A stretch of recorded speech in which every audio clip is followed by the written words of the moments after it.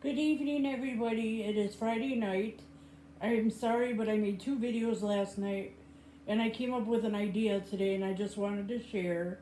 And if you are a true fan of me, you wouldn't mind me making another video.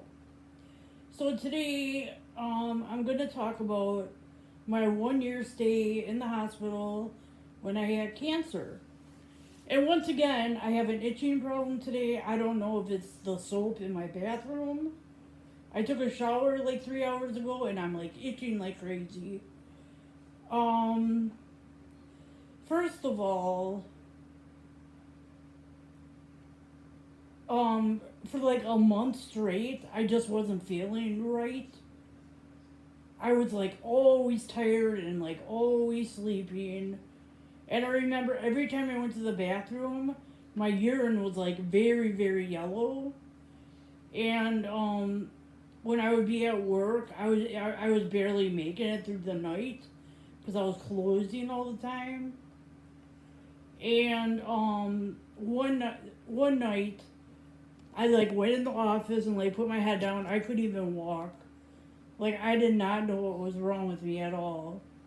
And then the next day I went to work and I had trouble breathing.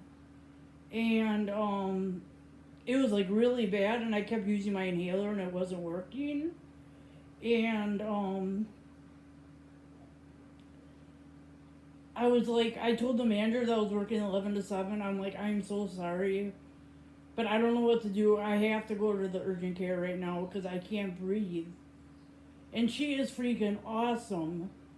She started at 11 and she's like, I'll close for you. I'm like, thank you. I owe you so much. And she was such a hardworking manager. Her name is Jamie. And I went to the urgent care and I told them I'm having trouble breathing and I'm itching. And they were checking me out, my vitals and everything.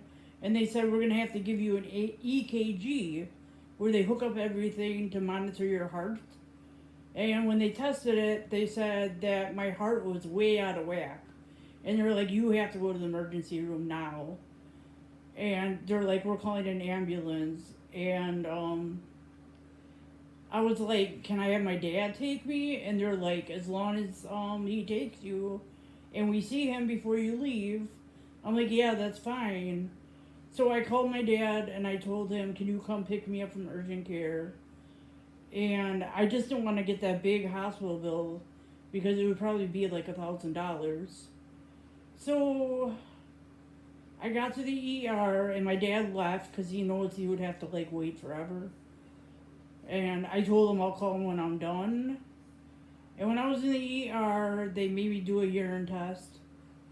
And they kept checking my heart with the EKG. And actually, the whole time I had cancer, I was in a blur. Like, it's really hard to remember everything. My mom told me, like, a lot of things after. But after being in the ER, they're like, we have to take you to ICU.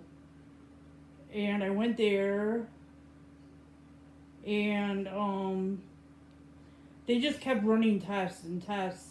I had like an MRI, a CAT scan, and then the next day, which was the second day, my parents came to visit me, and the doctors talked to my parents and told them I had cancer. And they wanted my parents to tell me I had cancer. They didn't want to tell me. So my parents told me I had it, and I was like really sad. But I didn't think it was the end for me. And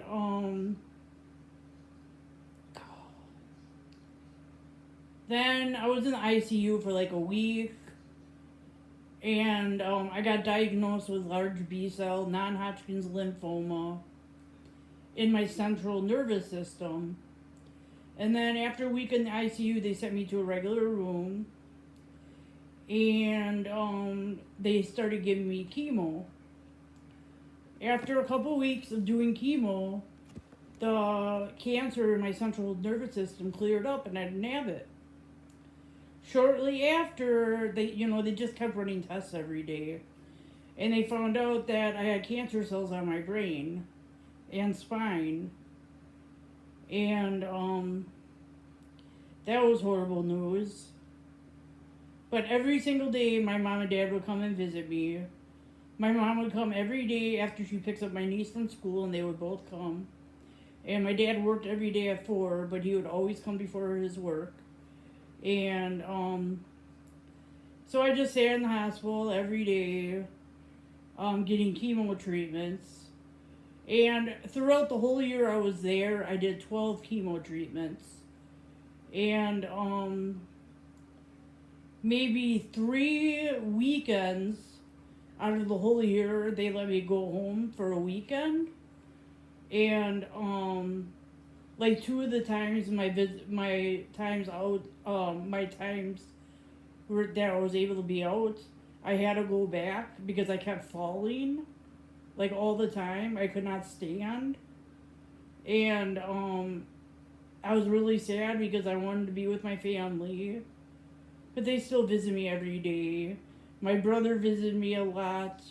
My sister visited me, and when I started having brain cancer, like my brain went straight down. Like I didn't know what was going on. They had me on a breathing tube, and like I took it out of myself, and they installed 2 chest tubes, one in my lungs and one in my heart, because I kept draining fluid. And I had those in for like a month before they took them out. And those were just a pain in the butt. I hated it. And I was always on a non-fat diet, but I was happy I could eat something. And then I remember for 11 days I could not eat anything. They had an IV hooked up to me, and it was like a big white bag. It looked like milk, and I could not eat anything. And I told everybody that wants to visit me, please do not bring any food to my room to tempt me, because that would just be horrible. And what else? I spent a lot of time doing word searches, a lot of time watching TV. I was watching a lot of Maury and Jerry Springer. I am done watching that. It's all trash. I would always watch the Milwaukee Brewers baseball, though, every game I had on TV. And I eventually got my days and nights mixed up, my mom told me. I don't remember that.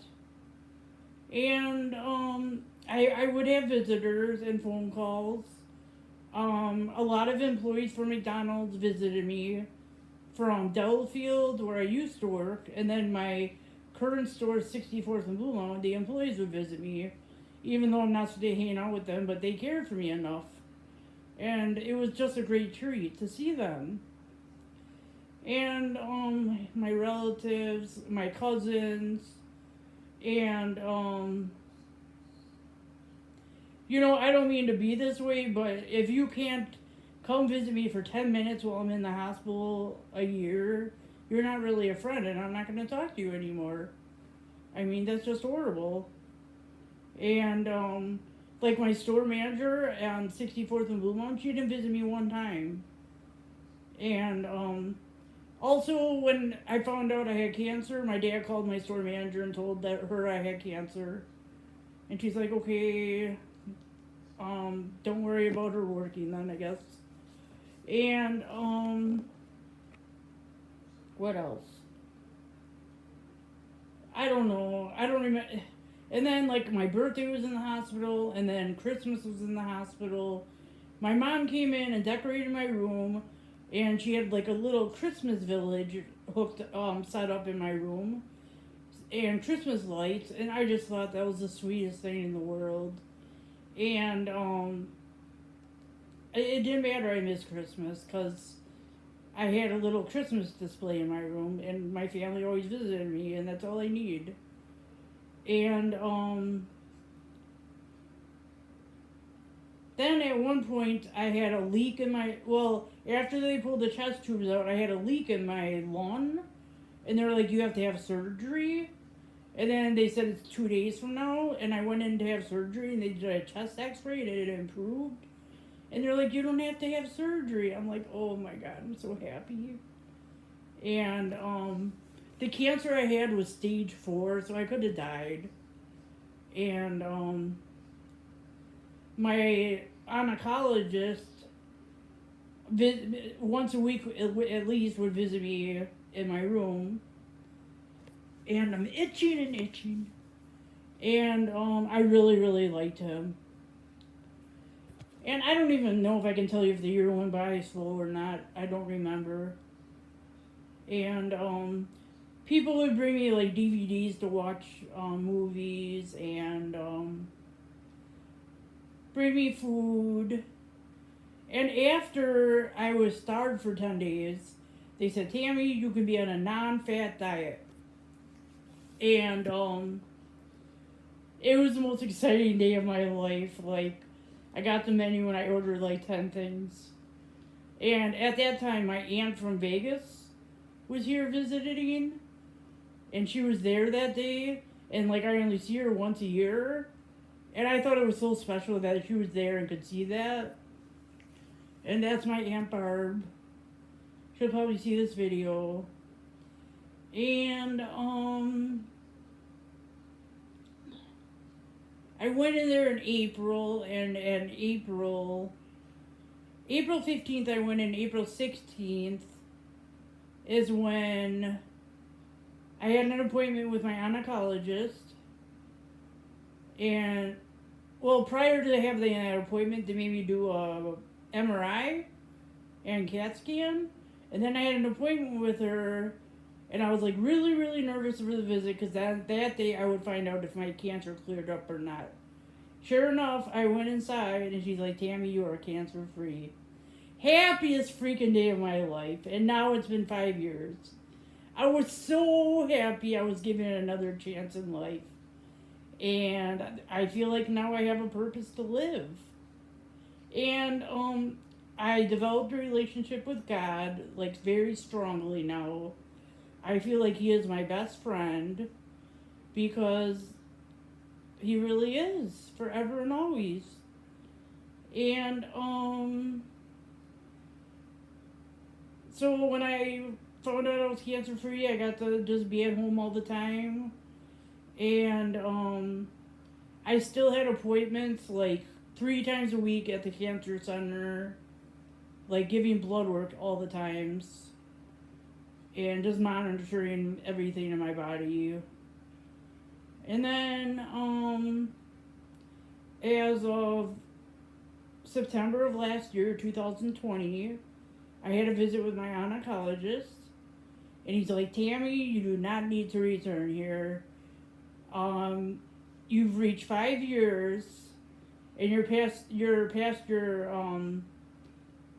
post-transfer mark of 5 years. Because I also, besides chemo, had a stem cell transplant, and I think that's what like really saved me, but I don't know. And I took a picture with my doctor, and I was so happy. And he's the best. And I mailed him a thank you card for everything he's done for me. And I know my family's happy I'm alive, and I'm blessed every day to wake up and live another day. It's just fabulous. And this video is getting really long, and I'm getting really, really tired. So you'll see me in a couple days in my next episode of McDonald's. I think it's number 5. And everybody take care and keep watching those videos. And I need more subscribers. Once again, I'm going to say it every video. Bye, everybody. Have a fabulous night.